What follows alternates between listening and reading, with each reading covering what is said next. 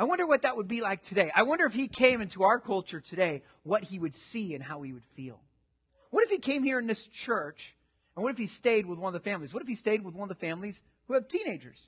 And he stayed the night, and he thought, I want to get to know this culture and stuff. And so he starts talking, and he sees the teenagers, and he's like wondering, I wonder what the idols of the day are. So he walks over to the group of teenagers, and he goes, what is this? You guys all have this little device you carry around or carry in your pockets, and it's got this white cord that comes out. It splits right here, and then it goes into your head right here and here.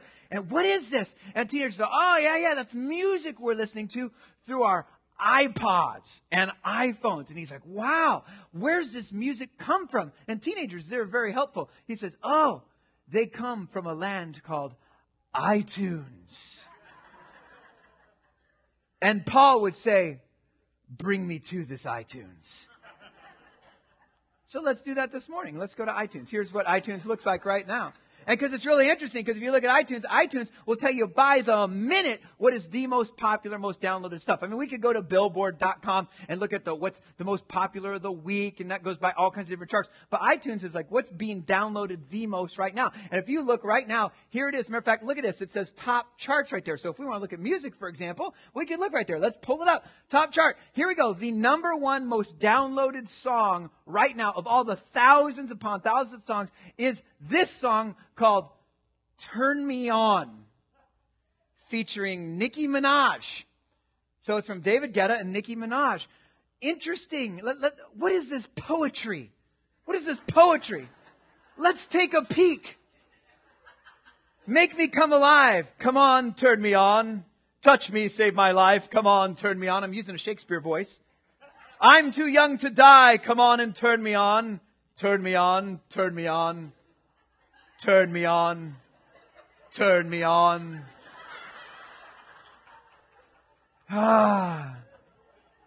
Keats, Shakespeare, Nicki Minaj. This is the number one song. I mean, it's funny. I just got to be honest with you, okay? When I was a kid, they would bring the music guy to church. And the music guy was this old funky looking dude who would come and he would put a turntable right up on the stage. Teenagers, a turntable is this thing that plays these large plastic CDs. So he would put these large plastic CDs called albums up, and he'd hold up this album and he'd go, here's an album that everybody's listening to. And he would hold up this album and he would put it on there, and it was an album that me and my friends didn't listen to. We're like, that's not Journey, that's not Depeche Mode. Anyway, but the thing is, so he'd put it on and he'd go, listen, and he'd go, and he'd start playing it backwards. Did you hear that? It said Satan. Listen. Did that guy come to your church? And I was like, and all the kids were sitting there going, what? Well, I promise you not to ever, play you music that you never heard of, and I won't play it backwards. As a matter of fact, tonight we're going to look at some of this. But I mean, this is the number one stuff right now, okay? I mean, this is the stuff that you hear when you go into Walmart, right? It's being played over the sound system. We Found Love. As a matter of fact, We Found Love by Rihanna right now. That is actually the number one song on the Billboard Hot 100. It's been the number one song since November 6th. Imagine that. There's a song called We Found Love, which just keeps repeating, we found love in a hopeless place. And for some reason, young girls are resonating with this song, We Found Love in a Hopeless Place. Since November 6th, it's been every week since November 6th except for one. And that was the week that there was a song by this group called LMFAO. Ask your teenagers what that means. So we'll talk about that song in a second, but let's look at, what's this song? Rack City by Tyga. Rack City. Teenagers, should I hit the preview button on Rack City? You think? I'm getting some nods.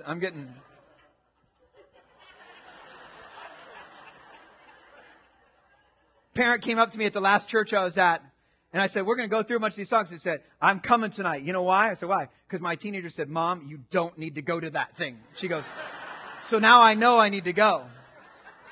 This teenager came up and said, you knew entirely too much. All right, man? You got to chill with my parents, all right? We're not going to click Rack City. Sexy and I Know It. I mean, this is the top stuff here. What's this sexy and I know it? See, the interesting thing about this stuff is we'll touch that one later. Young, Wild, and Free by Snoop Dogg and Wiz Khalifa. This one's been on the charts for a couple months. It was number one. What to say about this song? It's really cool. My job is so easy. I don't need to say much. Let's just get a little glimpse. Is this thing on? Word. So what, we get drunk. So what, we smoke weed. We're just having fun. We don't care who sees. So what, we go ride. We get a lighter. That's how it's supposed to be. Cause you know I'm a ass fucker. My job is so simple. This is the top stuff. Now, if you notice up there, you can click music videos. Let's click music videos here. Let's look at the top music videos here. Number one music video is this Sexy and I Know It. So there's a song that says, girl, look at that body. I work out. When I walk in the spot, this is what I see. Everybody stops and they're staring at me. I don't know what this song is about. Here's the hint right here. I got passion in my pants and I ain't afraid to show it. I'm sexy and I know it. Now, it's by these two sexy guys. As you can see, very good-looking guys. You can understand the passion. Now, let me just educate you something about teenagers real quick. Your teenagers will tell you that this song is clean. Because it is. The song has no curse words. Matter of fact, let's go to LMFAO's page. If you go to their page on iTunes, you'll see this parental advisory right there. And don't worry. When your teenagers see that, they flee the page. And they go, I'm not supposed to look at this. And they just click away. And they ring up David Crowder instead. So the thing is, but actually, I'll tell you what they really do. What they do is they look at the particular song and they'll look and they'll go, Mom, look, it's Sexy, I Know It.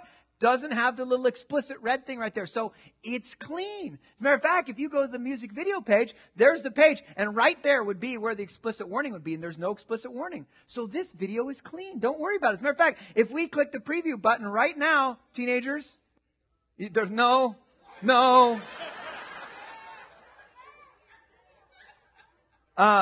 You'd see that clean video, and I'm going to show it to you tonight at 7 o'clock. The interesting thing about these videos, you look at these videos like, oh, that's number one. Look at these. This one right here, last Friday night, it looks number 9. Okay, now this is 9 out of thousands and thousands right now.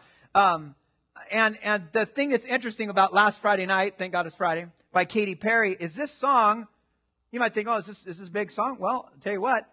When this song came out, it was her 5th number 1 on the Teenage Dream soundtrack. It propelled her to fame because nobody had done that since Michael Jackson in the 80s. She won all kinds of awards.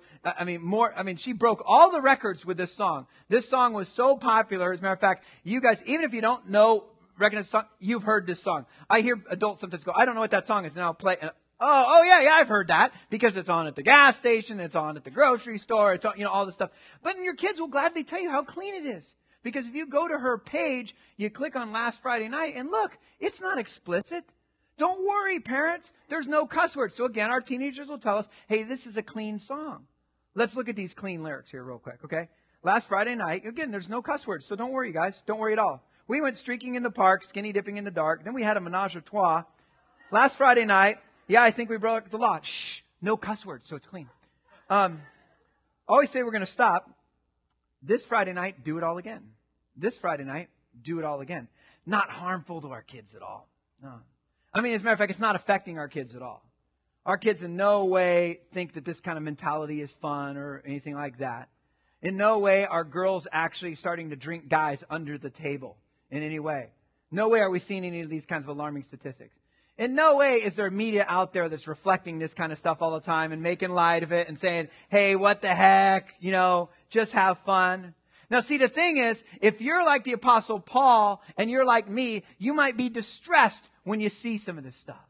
And unfortunately, the common parental response, and most our teenagers would agree with this, is our common reaction is overreaction, right? And my kids were here in the last service, and I looked straight at them and I said, and I got a PhD in overreaction, right? And they look, yes, absolutely, and because that's what we do as parents. Sometimes we're like, what? And we're distressed, and we want to just, we want to react, man. And so what do? We rip the computer out of the wall. We huck it out the window. We just turn down the power. We're like, fine, we're moving to Amish, Pennsylvania.